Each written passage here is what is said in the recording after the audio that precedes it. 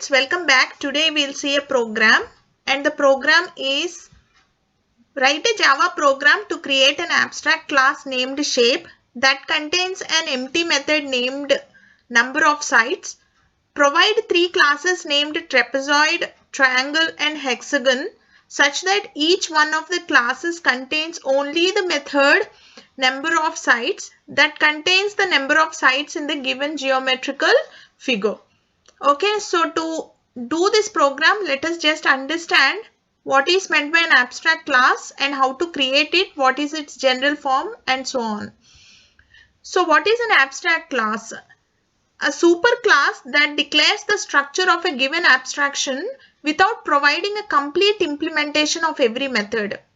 So sometimes you may require that the superclass may not be having a meaningful implementation for the method. In such cases, the superclass can define the generalized form that will be shared by all its subclasses, leaving it to each subclass to fill in the details. Such methods are called as abstract methods, and these methods must be overridden inside the subclasses. These are sometimes referred to as subclass responsibility. So the abstract methods are sometimes referred to as subclass responsibility. The methods in the superclass that must be overridden by the subclasses must be specified by abstract type modifier. So the general form of the abstract method is abstract type name of the method and parameter list and a semicolon. There is no body of the method. Any class that contains one or more abstract methods must be also declared abstract. It can have abstract methods, methods without body, as well as concrete methods, regular methods with body. So an abstract class can have both concrete methods as well as abstract methods. The abstract class is just declared with an abstract keyword before the class keyword. Okay, so abstract class and the name of the class, which is figure or any name in fact. Okay, so there can be no objects of an abstract class. They cannot be directly instantiated with the new operator. The abstract classes can have constructors, but we cannot declare abstract constructors. Please do not get confused over here. We cannot declare abstract static methods, but static methods can be declared inside an abstract class. But the combination of abstract and static is illegal. Any subclass of an abstract class must be either implement all of the abstract methods in the superclass or be declared abstract itself. So if there is a subclass, it must implement all the abstract methods, or if it is not implementing any of the abstract methods from the superclass, then it itself must be declared as abstract. Okay, so with this understanding of the abstract class, let us write the program. So according to the problem statement, it asked us to actually create a class which is an abstract class with the shape as the name of the class. So we have declared over here. So we said abstract class shape. Inside the abstract class shape, we are having one method which is number of sides. So because the shape is not defined yet, so this method, implementing this method is meaningless. So that's the reason this number of sides is declared to be abstract method. So herein there are three classes: trapezoid, triangle and hexagon. These three classes are extending shape class. Okay, so now the superclass is shape, and superclass shape is having three children. One is trapezoid, the other one is triangle, and the third one is hexagon. So inside trapezoid, so since it is the child of shape, it has to implement the abstract method. So the abstract method is number of sides, and it is having its own implementation. So what did we write over here? So in the problem statement, they are just asking us to write the number of sides. So the trapezoid has got 4 sides. So we just have written that. And inside triangle also, we are implementing the same abstract method from the shape class. And this is saying geometric figure triangle and with the 3 sides. Now inside hexagon, again the number of sides is there, and we are saying geometric figure hexagon and the number of sides are 6. So there is in main method is declared inside the shape sides class, and we are creating the instances of trapezoid and triangle and hexagon, and we are calling the methods of their own, like number of sides of trapezoid and number of sides of triangle and number of sides of hexagon. I also have declared just a reference variable of shape. I will tell you why I did that. So we'll execute the program and see. Okay friends, we'll execute the program and see. So I said Java C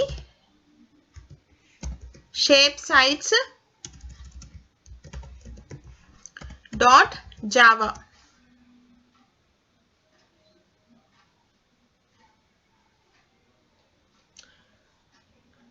I'll execute the program.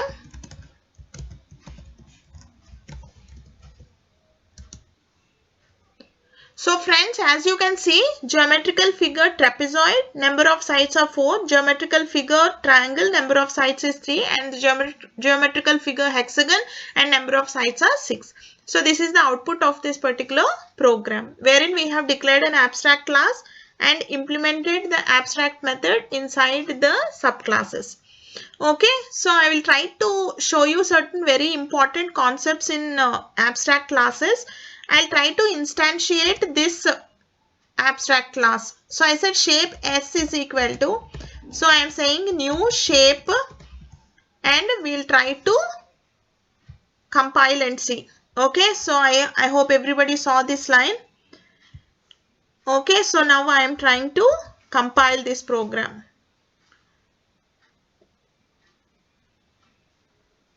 Okay friends, you can very clearly see that there is an error over here, and it is saying shape is abstract, cannot be instantiated. So you cannot instantiate. In the previous case, I just have declared it, like I didn't create an object, but I just have created a reference variable. That is okay, but I cannot instantiate. I cannot use new keyword and create an object of the shape class. So this is not possible. Okay, so you have to remove this.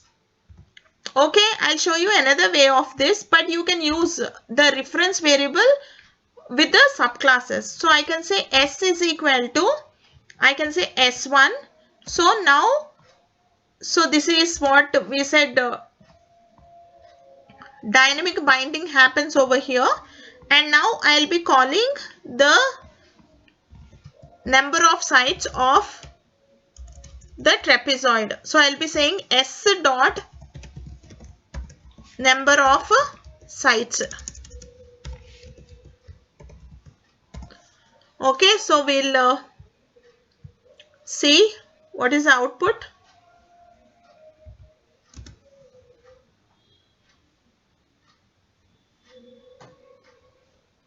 There are no errors friends, so this is legal. Okay, so we can have something like that.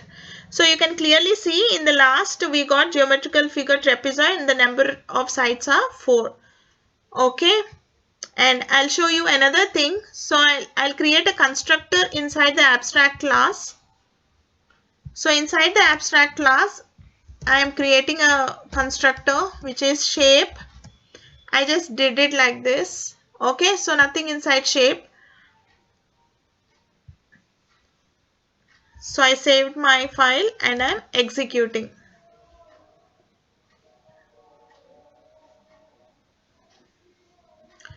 Okay friends, you can clearly see that there are no errors. So you can have constructors inside your abstract class. Okay, but what is the purpose of a constructor inside the abstract class? This constructor can be invoked from the subclasses by using the super keyword. Okay, so that's the purpose of, because don't think that because we are not able to create an object, so what is the purpose of a constructor inside an abstract class? So don't think in that manner. Constructors use is to initialize the fields, so you can do that from the subclasses. Okay, so subclasses are concrete classes, and the concrete class can have its own constructor, and And when the object of the subclass is created, then its constructor is invoked, and from the subclass constructor you can invoke the superclass or the abstract class constructor. So that is possible.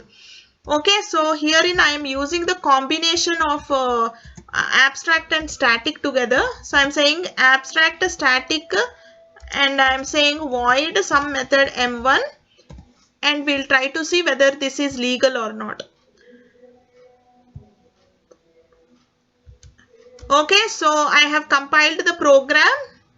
So we'll see here, friends, it is saying illegal combination of modifiers abstract and static. So you cannot have such kind of combination, but you can concrete methods you can have. So I am saying static void m1, then I can have some body like this. Okay, so this became when I added open bracket and close bracket over here, so this became the implementation. So this became a concrete class, concrete method. So static void m1 is the concrete method, and so we'll see whether this can be possible or not.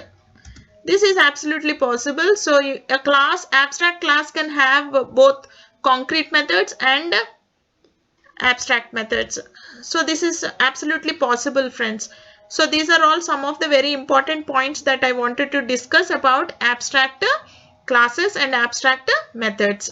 So we'll take a quiz, and okay, as usual, okay, so when you take this quiz or viva or interview questions, I want all of you to pause your videos, just to read the question, try to answer on your own.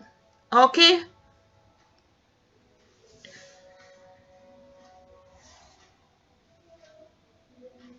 Thank you for watching.